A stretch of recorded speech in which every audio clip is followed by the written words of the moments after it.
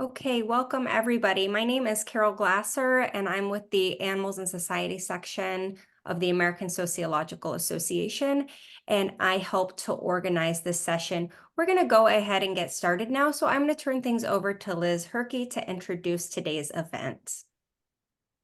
Thanks, Carol. I'm Liz Herkey, and I'm with the Animals and Society Institute. And on behalf of myself and Carol, we want to welcome you to today's colloquium. And today we have a distinguished group of panelists who are going to discuss their undergraduate Animals and Society and Human Animal Studies classes. They're going to be discussing the class structure, the learning objectives, and the challenges and successes associated with teaching these courses. Now, before we jump into the program, I want to tell you a little bit about this series in case this is your first time joining us. The series is the brainchild of Carol Glasser, and it's a joint project between the Animals and Society section of the American Sociological Association and the Animals and Society Institute. Now, if you are a sociologist and you are not a member of the American Sociological Association, we hope that you will consider joining, and of course, joining the Animals and Society section. Now, for those of you who are not familiar with the Animals and Society Institute, ASI is dedicated to furthering the field of human animal studies as it concerns the complex relationship between humans and other animals. ASI has 2 managed academic journals, a book series on human animal studies, and loads of resources for scholars, researchers, faculty, and mental health professionals on our website. And our resources also include a database of HAS-related academic programs. Our HAS director, Gala Argent, produces a monthly report that is chock full of information about the field, all kinds of news, conferences, publications, calls for papers, job opportunities, and grant funding. And we'll put links to these resources in the chat for you. So we encourage everyone, non-academics or academics of any discipline, to sign up for the newsletter. It's a valuable resource, and we hope you'll check it out along with all of the resources on the website. So on to today's talk. As a reminder, Carol will be monitoring the chat, so if you prefer to ask your question that way, please do. And we will hold off on all questions until after the panel. So without further ado, I'm very pleased to introduce our panelists, although I'm going to introduce them quite briefly, and they will tell each of us more about their background and work. So our distinguished panelists today are Seven Mattis, who is an assistant professor at the Center for Integrative Studies at Michigan State University. We're also joined by Margo DeMello, an assistant professor in the Department of Anthrozoology at Carroll College, and also Liz Cherry, a professor in the Division of Social Science and Communication at Manhattanville College. So thanks to each of you for being here and sharing your experience and your wisdom. And Seven, I'm going to turn the mic over to you. Thank you. It's nice to meet all of you, and I see a lot of awesome familiar faces here, so pleasure to see you all here. So yeah, my name's Seven Mattis, and I have a background in cultural anthropology, but now I'm very much in an interdisciplinary social science department, and it's a perfect fit. So what I'm going to be talking about today is a class that I've been teaching since 2019, and I teach it usually every fall semester, though more recently also in spring. So this is a large format freshman level interdisciplinary social science class at Michigan State University. So a big Midwestern land grant institution.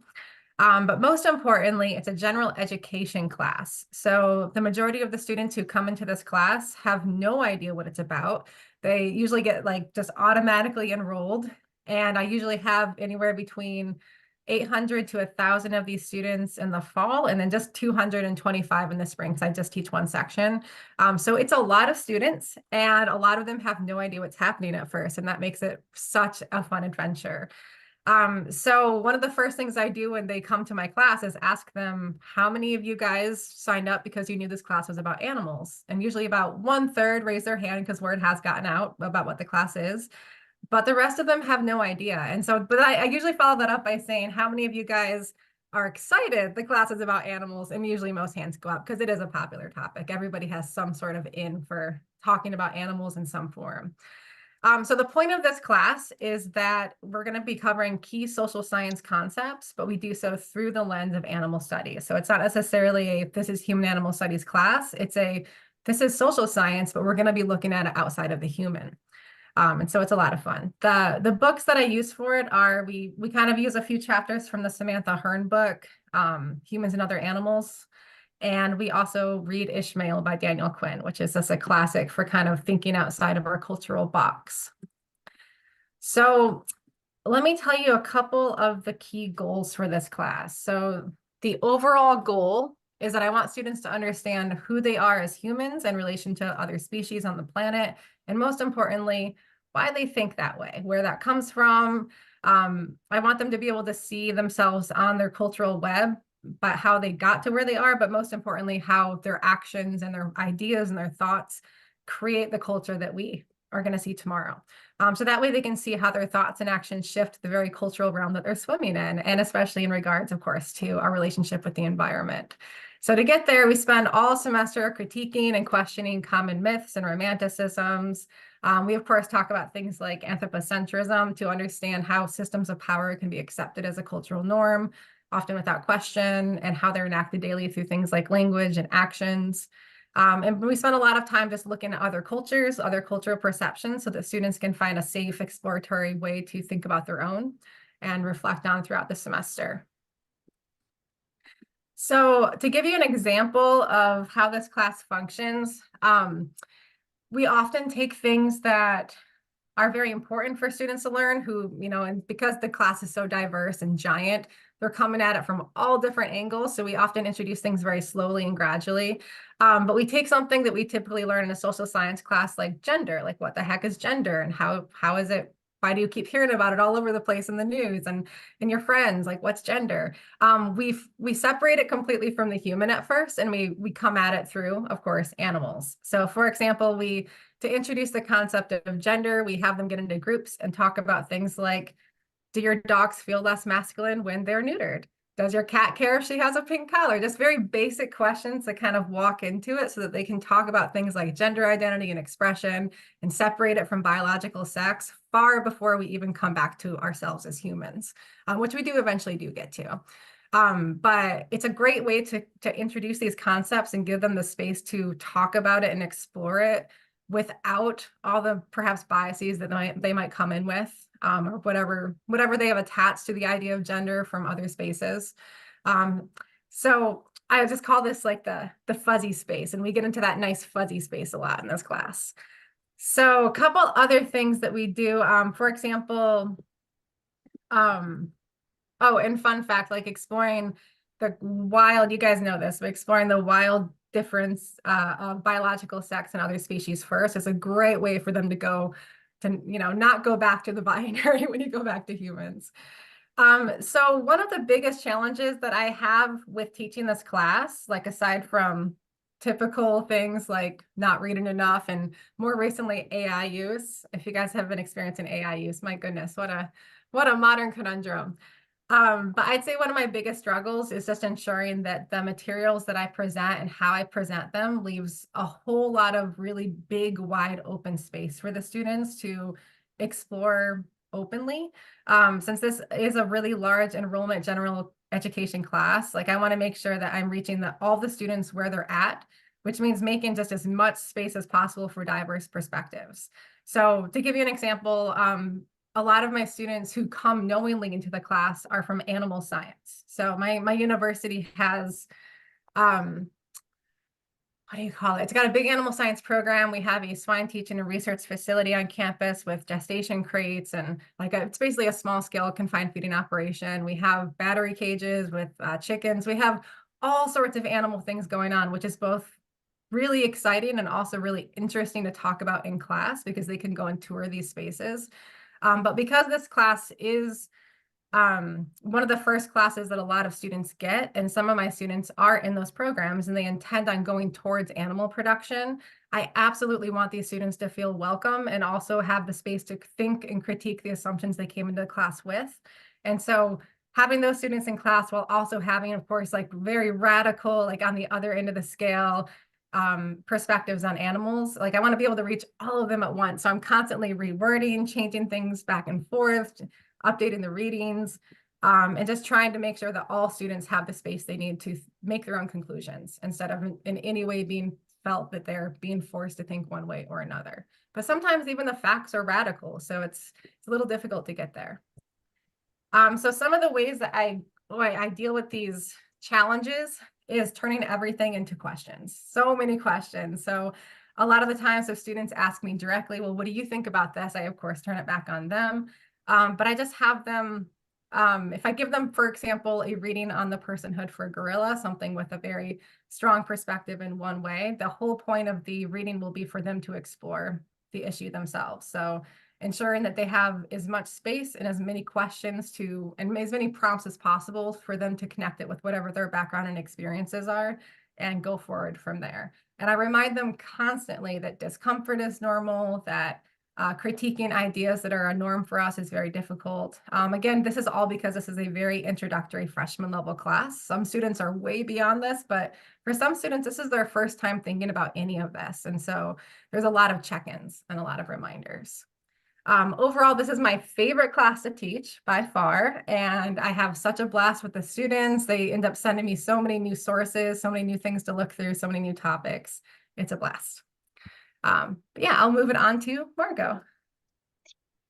Well, hi, everybody. A lot of my experiences are pretty different from Seven's, even though we're both social scientists and come from sort of similar sort of learning environments.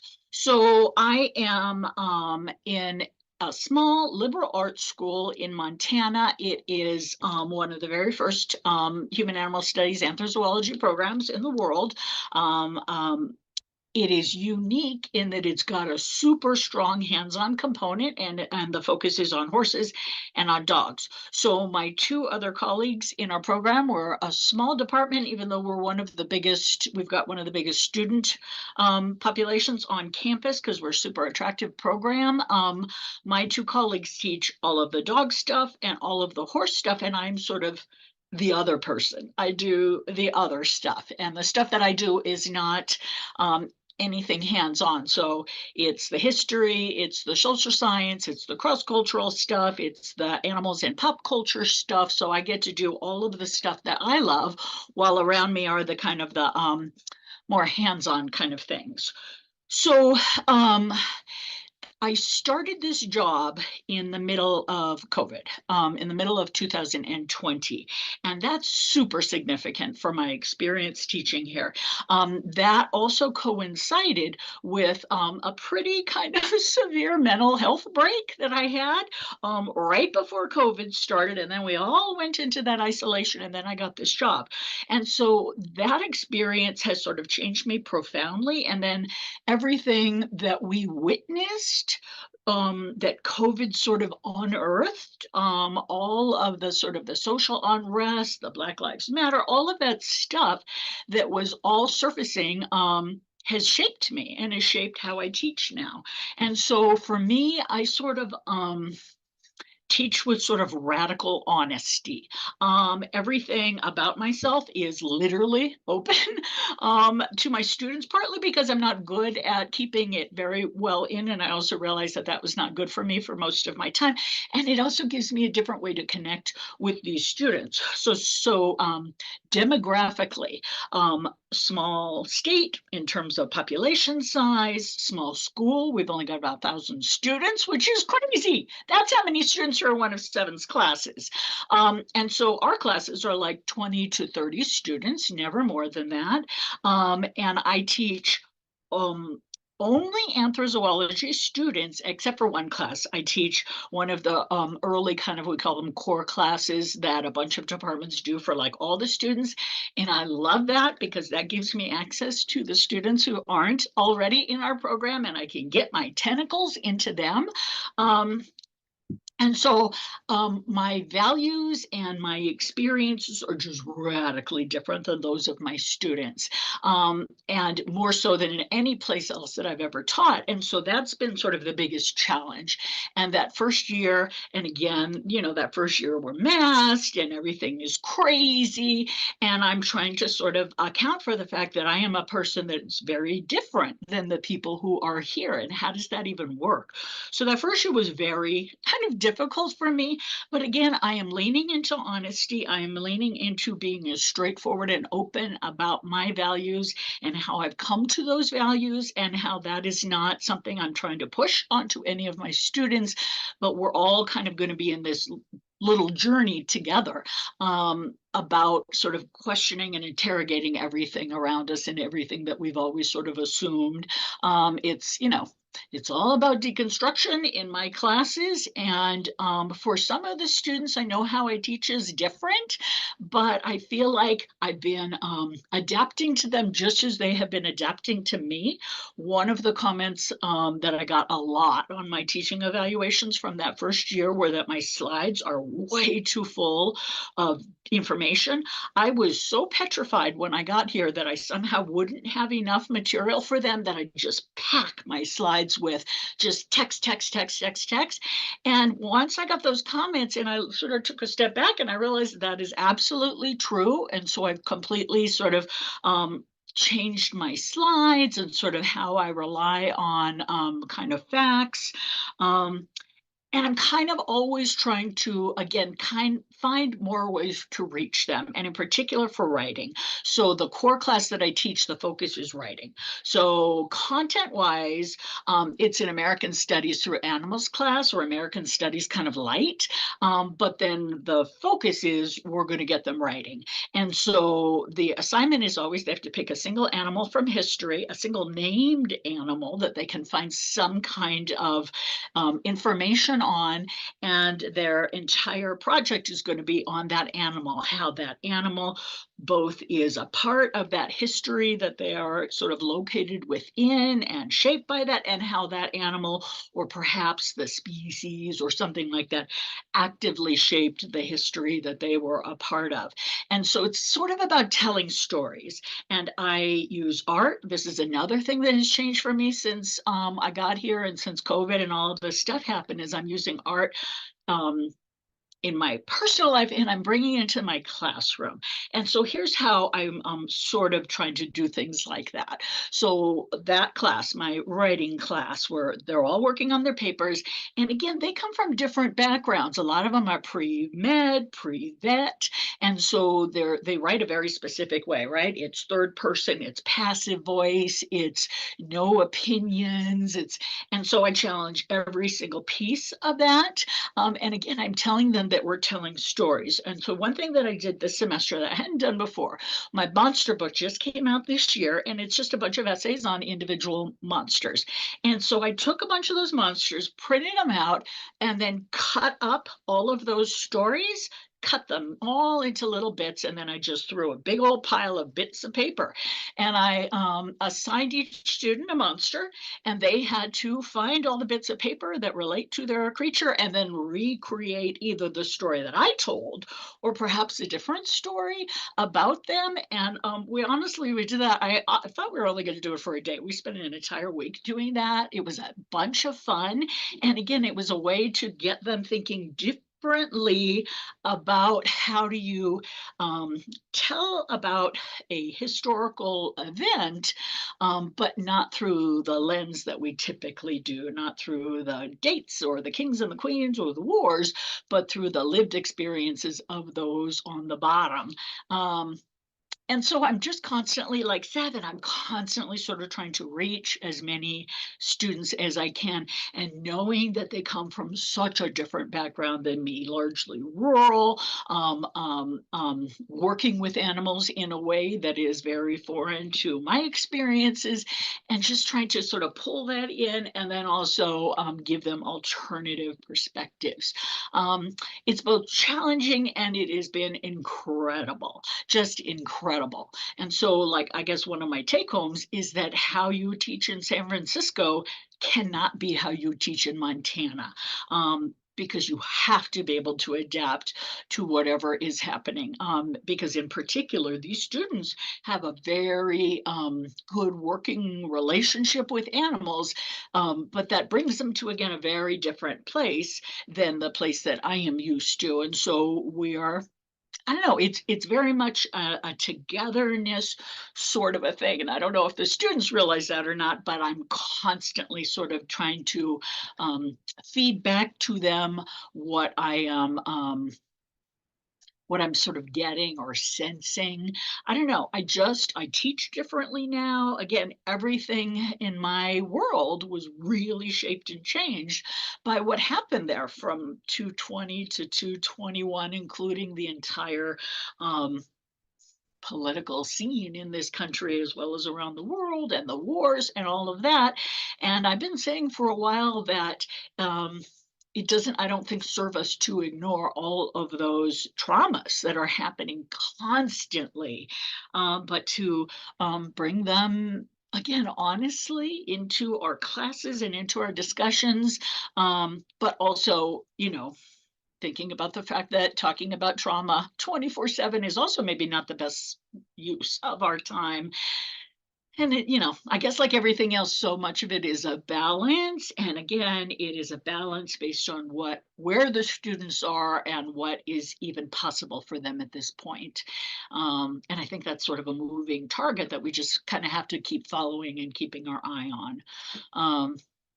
Anyway, I am the oldest assistant professor in the world, but I'm also kind of grateful that I got this job at the kind of tail end of my career, because it's sort of a way that I can see everything that I did when I was with Animals and Society Institute, helping to build this field. I can sort of get to see it and experience it sort of playing out. I don't know.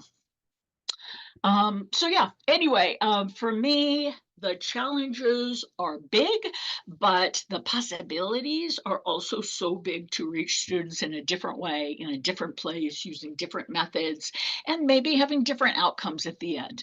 My students are not going to become animal activists at the end of this, or most of them are not, but they're also, I think, going to be different people with different and broader, hopefully, way that they can look at the world and our relationship with the other species on it. I'm gonna pass the baton over to Liz. Excellent. Thank you. So yeah, this is a really cool panel already, in part because I'm revising my class for next spring. So I'm just stealing ideas from these other panelists, but also I'm noticing like we have 3 pretty different settings for our courses. So I'm a sociologist and I'm teaching at a small college in the suburbs of New York City. So I saw that note, Carol. Yeah, this was well planned. So Margo was saying, most of her students are rural. Most of my students are urban and have very little experience with animals. So we'll get to that momentarily. So yeah, like I was saying, it's a small college. My courses are undergraduate only. We have a couple of small like master's programs, and I'm teaching within the sociology department, or now we're consolidated. So, social sciences, but I'm teaching specifically sociology courses. Within the sociology major, we have 1,000 level introductory courses, 2,000 level, sort of intermediate, and then 3,000 level, upper level seminars. So Animals in Society for me is an upper level seminar that meets once a week, and it's pretty small, 15 to 18 students, to keep that sort of seminar feel. So often in human animal studies, we have to get permission or sometimes even really fight to get to teach these courses. I sort of snuck mine in by saying, well, this is part of a series of environmental sociology classes. So, I'm at a teaching heavy institution and we're encouraged to teach a wide variety of classes. So I said, okay, look, you hired me as an environmental sociologist. I'll teach environmental sociology at the 2,000 level every fall. And then every spring, I'll cycle through some environmental sociology seminars. So that's how I got Animals in Society in there. So my 3,000 level seminars rotate. I have animals in society, sociology of food, environmental social movements, and then climate change and society. So what this means is that I'm only teaching this course once every 3 or 4 years. So I kind of significantly revise it each time because so much is happening every 3 to 4 years in this field that, I met Margo so long ago and now it's like just exploded. So very exciting to see. And that means there's a lot for us to read. So that's why I approached this class like a seminar, like a survey. So we're covering a wide variety of topics. I typically have one reader, or this next spring, I'm going to use Margo's new edition of her textbook. I also like to include one monograph because that's just a nice way to get really in depth on one topic. And then beyond that, a wide variety of articles. So the last time I taught it, I did include my own book on bird watching because I could, but also it was fun. And also I gave it to them for free. I feel obligated to add. No, don't make them, pay my royalties, so to speak. That allowed us to, do some things on campus that, I think the students had never experienced before, like walk around campus and go bird watching. It's a small campus. It's kind of insular and not really easily accessible by public transportation. So we don't get a lot of like guest speakers. I do some Zoom guest speakers, but we don't have like all of this sort of large animal like research facilities going on like at Michigan State. So it's like, all right, what do we have? We have a beautiful campus. Let's go look at birds. So yeah, that was, I think, a pretty fun addition. I think I'm going to keep that. So we were asked to talk about our goals. And, I think a lot of us have very similar goals, like getting students to think about animals in historical perspective, the structure of how we use animals in this society, the critical approaches that are often missing from, sort of popular culture assessments of animals. Within sociology, of course, I'm trying to incorporate these different, sociological concepts, but also, I think we're all hitting on things like anthropocentrism, sort of the cultural tools or, guidelines that we have for understanding our relationships with animals.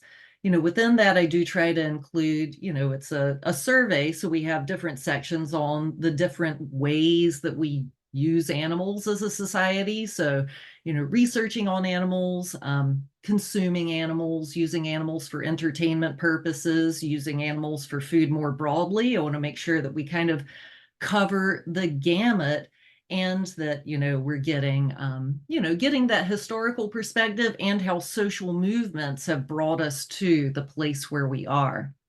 So within that, the biggest challenge that I face is that students really come to the class only having experience with animals as companion animals. That's generally people's primary, sort of relationship that brings them to the course. But I was surprised to find, at least the level of experience that my students had with other relationships was very minimal. So, students are purposefully taking this class because they love their companion animals. That's always a good place to begin. But, they have little experience or knowledge beyond that. And that's kind of similar to the challenges that I have in environmental sociology, where students say, I know the environment is important. I know climate change is important, but they don't fully have sort of the, background or knowledge to understand the phenomenon. So what I make sure that I do in each class, kind of like Margo was saying, you got to bring a lot of facts to the table. You have to, or at least I have to, make sure that I'm providing empirical facts, empirical cases about environmental and animal issues. We can't just have a primarily theoretical or conceptual discussion, So often that is, of course, included in the readings that we have, but I try to make sure to give something that they can, grasp onto and analyze rather than assuming, of course, they're going to know about the history of, SeaWorld, for example.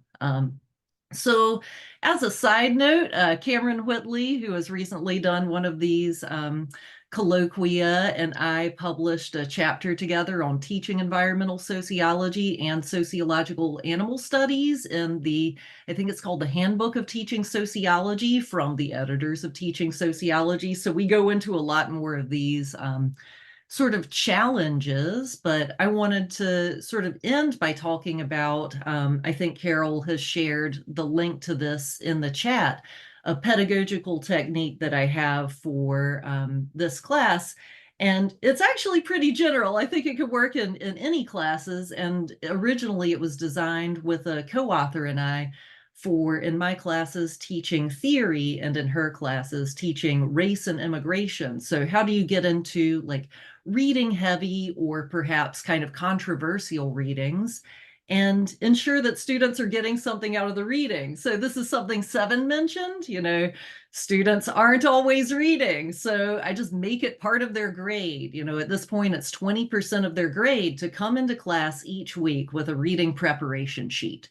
So the goal behind that is, one, preparation, but two, then it allows for this fuller class discussion, and it teaches them specific strategies of engaging with the material. So, on those preparation sheets, they cycle through all of the different roles, and they each have different ways of engaging with material. So the discussion leader, the goal is, get the big picture of the reading and be able to, sort of articulate that and guide the class through the discussion. The passage master chooses the most important passages. The creative connector takes some of the key areas of the readings and connects them to, maybe issues in popular culture or current events or just their own life. It's creative, connect it to anything. Limit seeker in the article, so the link that Carroll included also has the original 2011 teaching sociology article that my co-author and I wrote on this activity. In that, it was called Devil's Advocate. I changed it for a variety of reasons, so now it's limit seeker. What are the limits of the reading? What can it not discuss, so that they're not feeling like they have to critique like Karl Marx, whatever. And for these seminars, I also include this, paragraph completion exercise in case they just, need a security blanket to get them through the week. But by doing this, basically this is like a 2.5-hour class. So the first hour is student-led discussion where they know they are responsible for, really delving into the readings. And then, beyond that, we just have a more open class discussion. So I will end there and look forward to, hearing from everyone else. All right. Thank you so much, everybody. That was really great information from all of you, and hopefully everyone in the audience, if you're already at an institution, you found sort of where you fit, but I'm sure you got good ideas from all of the panelists. The chat is super active. So a lot of people are sharing resources in the chat. I will try my very best to consolidate these after the talk, and when I send out the recording from this talk, I'll try to send that along as well, but you all are on fire, so hopefully I won't miss too much. So I will start with a question in the chat, and then those of you who have additional questions can start putting them in the chat or raising your hands, and I'll try to take them in the right order. But there's a lot of questions about resources and books that you all are using. So specific things that you assign. Of course, we've already mentioned Liz's book. A number of people posted Margo's book in the chat. Seven mentioned a couple readings, but I wonder if you could each maybe quickly say some of the key main materials that you use. I think I probably teach the most animal classes out of the group here, because again, I am so lucky that I get to work in a place where that is all we do. We do use my book and Hal Herzog's in the intro class. I know a lot of people use that. In fact, I just saw somebody wrote that there's a new edition of it, which I did not know.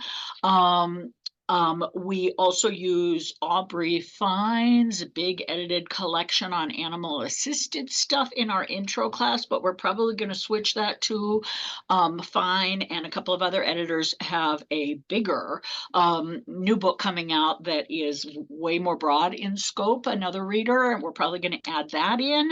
I also use Samantha Hearn in my cross-cultural class. I use a couple of the really good books on animals through American history in my history class. And then we did a little fundraising recently, and I'm about to buy the whole set of the Reaction series, animal series books, because I'm just desperate to create assignments using those. Bob, I saw that you have done that at EKU, and I've seen a few other people have done it, which also brings me to another question I just saw real quick, which is plagiarizing other people's syllabi. Like, I don't know how other people feel, but like, that's how you start. You have to start by taking information from other people's syllabi that's online. Like, for me, that's not an issue. I'd be curious if anybody else has an issue about that. 7.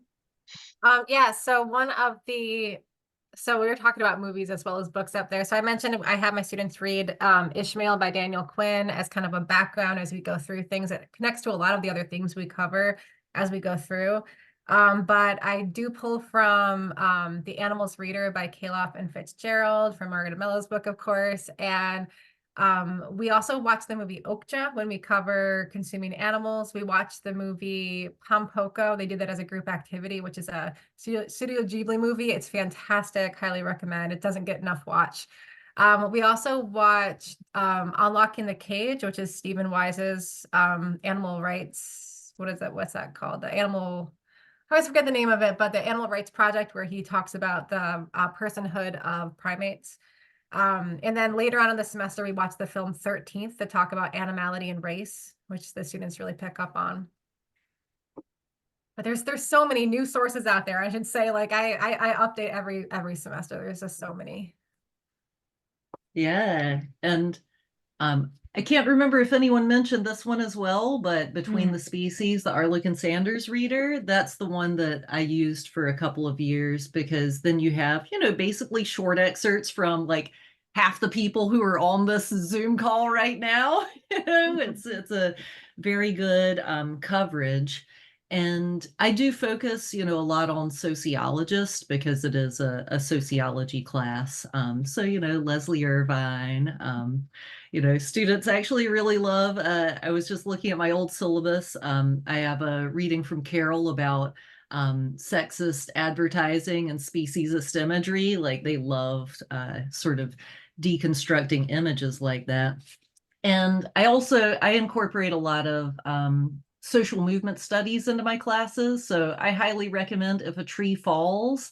I think the subtitle says a story of the Earth Liberation Front, but it's also the Animal Liberation Front, and about the shack activist. And students' minds are absolutely blown by, the federal government calling environmental and animal rights activists terrorists. In a different class, I do assign Will Potter's book. In this class, I use some of oh gosh, now I'm spacing on it, but I'll find it, the sociologist who has written about this as well. So yeah, I think Red. use Will Potter's Green is the New Red, and then David Pello, Total Liberation. I use some of that as well. So yeah, I think but like everyone said, the readings, everyone keeps writing more. So Yeah, we're there's so always many. sort of, cycling through. Yeah. Okay, Also, so on the film front, I just want to mention, I'm sure everybody already is using film clips or, news spots and all that kind of stuff, but TikTok, which I kind of have a strong bias towards, I've been on it a lot, and but it's a great place to have examples of creative interspecies existence. Like, there's some really interesting stuff on there that you kind of have to search for, or you just find it randomly, like a woman who's got a whole community of crows that follows her around wherever she goes, like things like that, that just are the kinds of things. They're short and you put them up and they really can generate interesting discussion. I agree with that. My students talked a whole lot about Bunny the talking dog, which Yeah, is found on TikTok as whether or not it's evidence that dogs have depression. It was a great yeah. discussion. Yeah, you should look for Steve the cat. Steve is very insistent with his buttons. Look up Steve. Yeah, maybe you can crowdsource some of that from your students one semester and then use it the next, right? So a question, there's a lot of questions here. I'm going to accidentally skip some questions, and I'm very sorry to all of you if I do that. But a theme that I've seen pop up a couple times is this question about what you do, how you handle differing perspectives and how you handle that respectfully. And disagreements that come up in the classroom. So I sort of didn't really clearly get the questions worded as nicely as people put in the chat, but there were a few of those. So I wonder if you could all take a turn and sort of talking about that challenge that we all face when we teach these kinds of classes. So I'd say that's what makes the classes so much fun, because if you all think the same, then you don't get a lot of that understanding of why we think the way we do. So I always turn it back into understanding culture and understanding, like, one of the first things we talk about in class is that if we were to bring a chicken out into the middle of class, one time we did get a real chicken, it was great. Bring a chicken out into the middle of the class and just talk about how even though it's the same chicken, everybody's seeing a very different being in front of them based on their background and their cultural lenses. And so whenever we have disagreements, we just bring it back to that reminder that it's not that anybody hates animals or hates anything. It's that we all are just looking through a different cultural lens. So let's talk about what your lens is made out of and how that kind of helps us understand each other.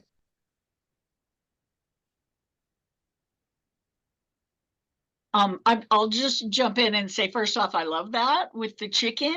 And that is part of why I'm also so upfront about my practices and my values, because it's, to me, an open door to, because I think my initial strategy was, oops, I'm just going to keep like all of my stuff in because it's not going to be welcome or accepted here. But to me, it's the door that opens so that then we can see, to Seven's point, again, the context. How is it that we develop those practices? Because none of this stuff happens in a vacuum, and it's all everything that we have come to be shaped by everything around us. But again, breaking that down and interrogating it is so absolutely key. And again, I think that honesty has to be a part of it, and that you have to be open about your perspective. Otherwise, people are going to just accuse you of, well, she's got a bias and it's a hidden bias and blah blah blah. Well, not, I do have biases, but they're pretty much out there, so that at least we can grapple with them. Yeah, I think I have a similar approach, unlike Seven and Margo, my school doesn't have sort of animal research facilities built into it. So, we don't have, I think, that level of disagreement within the classroom. It's more, students who had never thought about their cultural background when it comes to their relationship with animals. So, like Margo, very upfront, I say I grew up on a farm, like this is how we grew up sort of thinking about animals, and then, surprise, became vegan animal rights, and like this is where I'm coming from. So, helping trace my own sort of changing of thinking. That said, it was a tobacco farm, not not animals. But yeah, I think you all probably have bigger potential disagreements in the classroom as far as your students go, who might be in, a veterinary program or in, a sort of equine management program that, we really don't have. So I think for me, it's more of the, ignorance. And I mean that in the truest sense of the term. Like they just never thought about animals beyond their cats and dogs. So, when we start talking about new topics, that often brings things up that students hadn't considered before. But yeah, leading them through, like Seven was saying, and Margo too. So yeah, fingers crossed it goes as smoothly with everyone else's classes. I just had to add one more thing in, which is, again, the starting with yourself and your values that allows you to interrogate those. Because I've been in the animal rescue world now for 40 years, the animal rights world less so, but for a good part of my adult life. And I'm now able to sort of look at that with a more critical focus, look at the problems. The animal rescue community is just rife with problems. And by the way, back to films, a film you might be interested in to show in your class, it's called For the Birds, and it's on a hoarder, a chicken hoarder, but it kind of clearly shows a lot of the ways that animal activists, in this case it was animal sanctuary workers, how they negotiate all of the shit that they have to deal with, and the way that that comes out sometimes is not good. It's not necessarily ethical, even if the goal is saving the animals. And I think those are, again, honest discussions that it's time that we start having. And I'm a good person to have those because that is my community and my world. And to be able to see the problems for what they are, I think is important. I think it's, again, important just to be honest about all of that. We have a question in here that is just, it's a question just if you've heard of it. If you have heard of it, maybe you could expand on how you utilize it. But there's a question if you've ever heard of animal-centered design. Heard of it, but it's nothing I know anything about. I don't know if the person who, I think it was Louisa who asked that, wants to speak up and maybe clarify what they were thinking with that. Hi, yes, thank you. My background is in industrial design, and I worked with humans for many, many years, designing products and services, anything from toothbrushes to garage door openers, appliances, to what it is like to go to a bank. And 10 years ago, I started developing animal-centered design. I have a PhD in animal-computer interaction, and I'm really trying to legitimize animals as users of products and services. So think of the pet care industry, the veterinary industry, even cattle management systems. These are all objects designed by humans for animal use, yet the perspective that they're designed from is the human's needs. So I've been trying to kind of say, no, it is our responsibility to design from the animal's point of view, which brings a lot of really interesting questions of whether or not you can actually do that for another species. But it becomes a really good activity, and it brings out biases a lot. And so, yeah, so my goal is for there, just as there's car designers, fashion designers, product designers, for there to be animal designers. But I am yet to find an institution that is interested in something like this, because the design world, not so much, but the veterinary world. So it's this in between. So that's why I brought it up. I would love to have you be a guest speaker in one of my classes. That's such a terrific angle. Yeah, and if you have a reading, maybe pop it in the chat so we can all start including in our classes. We have a question from Robert. Me? Yes, you, Robert. Robert Kirk. Okay. Sorry, it's not a question, it's a response, and I wouldn't be able to give you any names, but many years ago, there was a group at Open University in the UK who were very interested in, you know them, maybe? That's where I got my PhD. So Oh. It is the animal-computer interaction community. A lot of the people in it come from computer science and animal studies and biology. Yeah. But thank you so much. Okay. We still have 10 minutes left. If I am missing a question in the chat, I know I'm missing questions in the chat. I usually do not have this hard of a time keeping track, but there's so much going on here. Okay, here's a question.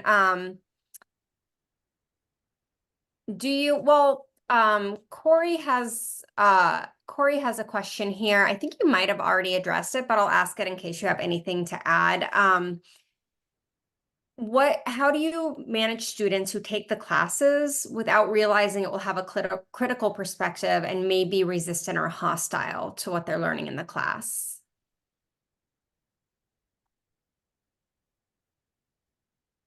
For me, I don't think that's such an issue because it's so clear that our classes and our program, what we do here, although I'm sure there's a lot of things that surprise them.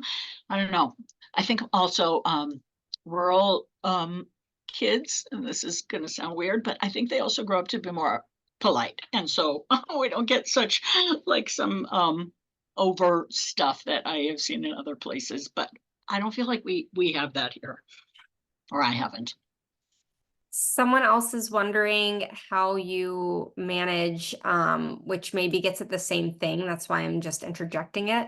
Like, do you feel like you have to show both sides? How do you manage that impulse or that, and maybe not impulse, but the push to maybe be expected to do that?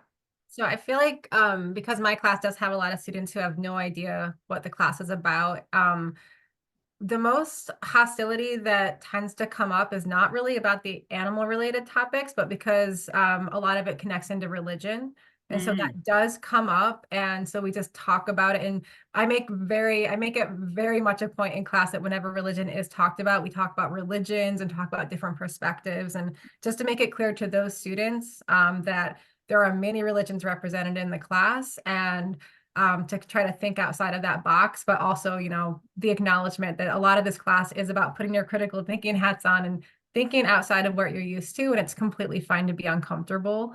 But I've never had direct hostility, just a lot of resistance to anything that goes outside of their religious boundaries. Yeah, I would say similarly, you know, I think I have a self-selecting group of students, you know, they're taking the class because they want it. I think I get more hostility in like my introduction to sociology class, which I think is kind of more like sevens, you know, where they, you know, really bristle at learning about, you know, inequality. So I just remind them, you know, the whole job is to question the status quo, like how did we get here and what comprises it? So yeah, but I think I might be, you know, a lucky outlier in in terms of the animals classes where it's generally students who really want to be there, and then they're surprised that we're going to learn about more than just companion animals. So And Liz, I've seen the same thing, by the way, with the, so I bring in, you know, intersectionality into my classes as much as I possibly can. And sometimes that's the problem. You're right. It's not the animal thing. It's the thinking outside of the white middle class privilege box to the experiences of other people. And that sometimes is the hard thing. Well, and actually thinking about something you said where, you know, those of us who have studied perhaps or worked in, you know, animal rights or conservation or any kind of, you know, animal related movement, I'm not presenting information on these movements as if everything is rosy and perfect and this is the solution to life. You know, we actually spend a lot of time critiquing the ways that, you know, movements have worked. So I think that provides another perspective, but it's you know, not yay for eating animals at McDonald's, which I guess maybe some students might want. So yeah. Yeah, I think there's certain places where the both sides is absolutely what you need to do. And then there's certain places where I guess everybody's going to have a different line. But like when we talk about extinction and we talk about the Anthropocene and that stuff, like that's kind of where I'm not even going to bother with an other side. There is no other side. I think that's the only place where like my line in the sand is very clear right there. Yeah, I agree with that. Some of the best lessons that I have are the ones where there's not really a clear question. And for example, our last lesson is bringing everything in to talk about whether or not the whaling moratorium that we have here is a form of cultural imperialism. And students have a lot of fun looking at all the different angles to that, and you know, making it very clear that we're not here to talk about whether or not you should hunt whales, but who should decide. And it gets at a lot of things, and it really opens it up for space to explore how they feel about all these different issues. And I don't have a direct answer on it, which makes it more fun for me. Because I'm like, I don't know where I stand. Where do you guys stand? Right. Yeah. We have about 5 minutes left, so we'll take our last question from Robert. Apologize, I don't really have a question, just dealing with the issue of more than two sides. I mean, one thing that always comes up is there's so many sides to any Right. I see that Brian Nichols also made the same comment. I just feel like it's, constantly I'm amazed at how many sides there are. And the students are very good at coming up with those because they present their side and it's slightly different from someone else's, which is slightly different from someone else's. And I think that, one thing we make jokes about in the class is, well, now that we've solved all the world's problems, because it is one of those things where you're discussing and discussing and discussing. And at a certain point, they get sort of overload, like, well, what are we going to do? And so we talk about things you can do. But it's mainly to get them to be thinking. And it is good, I think, to get them to realize there's more than two sides. There's so many sides to every issue. So anyway, thank you.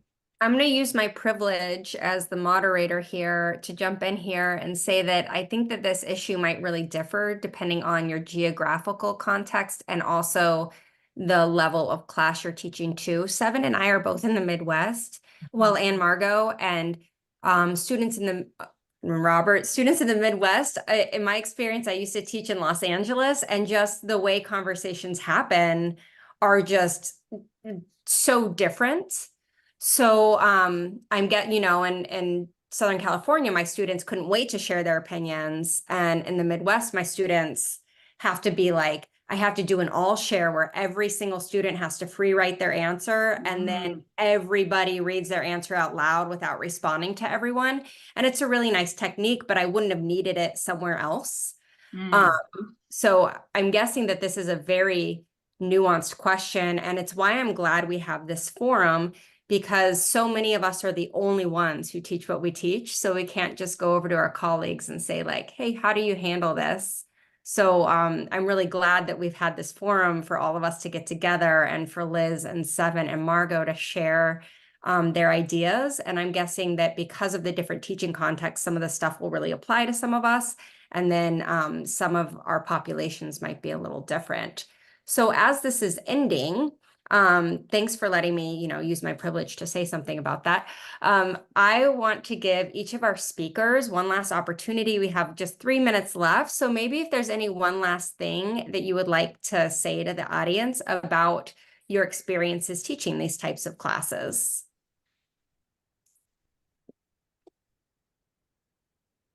I'll just go one by one. Let's do reverse order from how we started. So Liz. Yeah, so one, I would love a copy of the chat because I didn't really get to follow it. But it sounded like a lot of people had sort of questions about negative experiences in the classroom.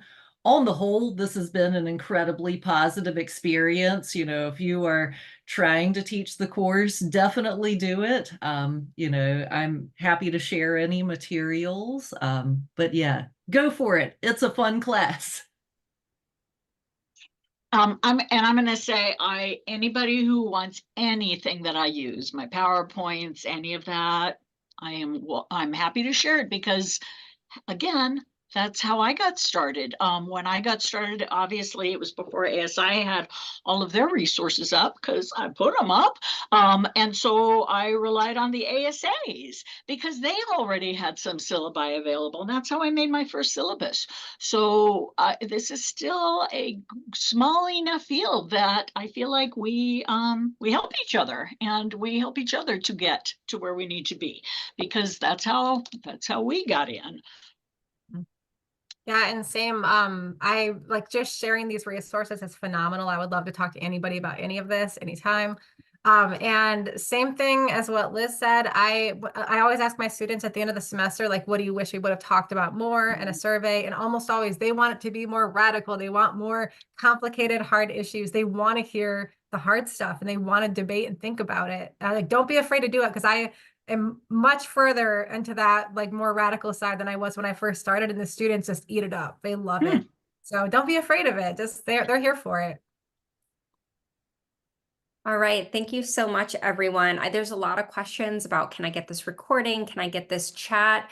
I was originally just going to consolidate resources, but what I'm going to do is just download this whole chat and I will send the chat out with the recording when it's ready to everybody who's registered for this webinar. So some people who aren't here and some people who are, and everybody who is here, of course. So you'll be getting that sometime in the next day to next week. And I really appreciate you all being here. We do plan to have a colloquium in May, but it is not firmly scheduled. So if you are on any of the email lists that notified you of this, you will be getting that. If not, when I email you a link to this video, just email me back and tell me you want to be on a notification list for future colloquiums. So we have one more colloquium this academic year, and then we'll take a pause until September. So thank you so much to our panelists, to Liz, Seven, and Margo for sharing with us today. This was an amazing panel. I much appreciate it. And thank you to all of you in the audience for sharing all of your insights and resources in the chat as well. So with that, I will say have a nice week, everybody. And I hope that those of you who are teaching have a good time in finals, since I know those are coming up. Bye.